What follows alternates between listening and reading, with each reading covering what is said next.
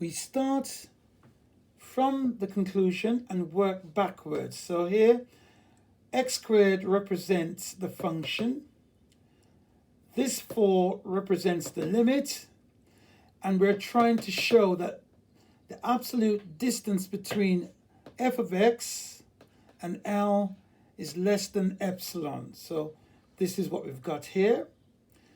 Then we can factorize this quadratic expression into 2 terms, x minus 2 brackets, x plus 2 brackets, and then you've got the absolute bars, and then we can further by factorizing these into the 2 individual absolute values. Now, we know something about, we have some control because this is given to us. So we can write that this is less than delta.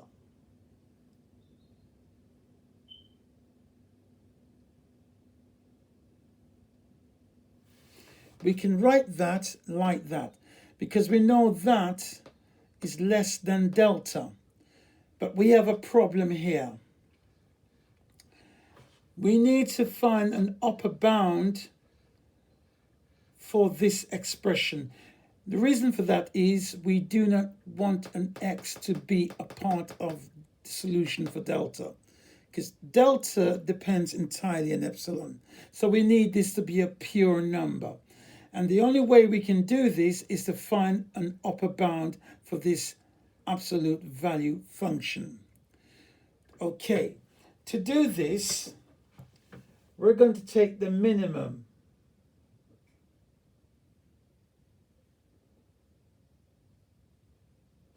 And we're going to find, it's the minimum one, and we're going to find something there. So in other words, if we choose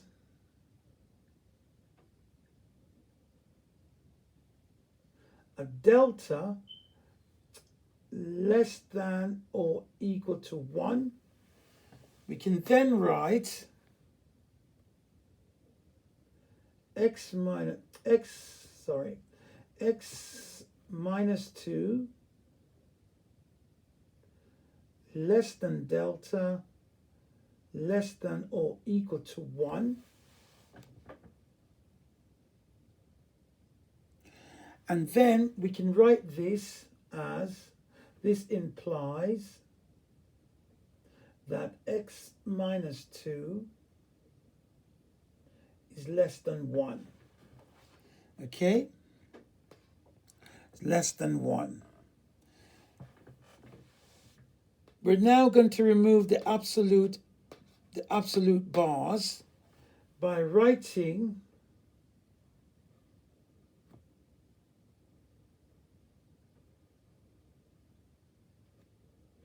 in that form, and then adding 2 to both sides. We've got negative 1 plus 2 less than x negative 2 plus 2. We add 2 to all 3 parts.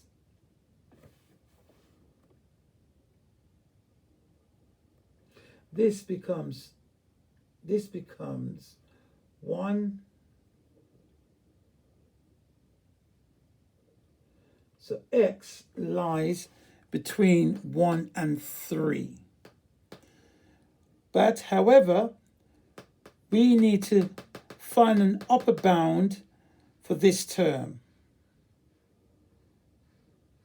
Okay, we need to find an upper bound, and we need this to be less than something. We need that to be less. So to do that, we're going to now write down, we're now going to add 2 to all 3 parts of this inequality. So we've got 1 plus 2, x plus 2, 2 plus 3. That becomes 3 x plus 2 less than 5. Okay, so we know that x plus 2 is somewhere between 3 and 5. We want the absolute distance, so we take the larger value of 5. So that reduces to, we'll put this back in absolute x plus 2, and this is less than 5.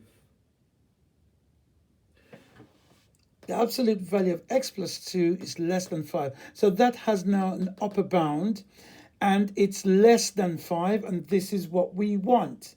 So we place this like so, times 5. Okay? Write that like this. And then we're going to write epsilon over 5. Right? We need to get an epsilon. We need to have an epsilon. So therefore we need to find the reciprocal of this. So we're multiplying delta by this. Oh, yeah. So the 5's will cancel, and that will give you delta. So therefore delta is given by epsilon over 5. And we can now write that this is also the minimum. So we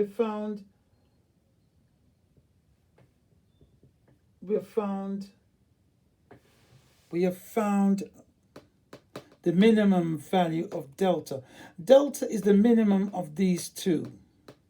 Don't forget, we choose a delta less than or equal to 1, and we have found a delta less than or equal to epsilon over 5. I do hope this video helps you. Please subscribe. Here's the end of the solution.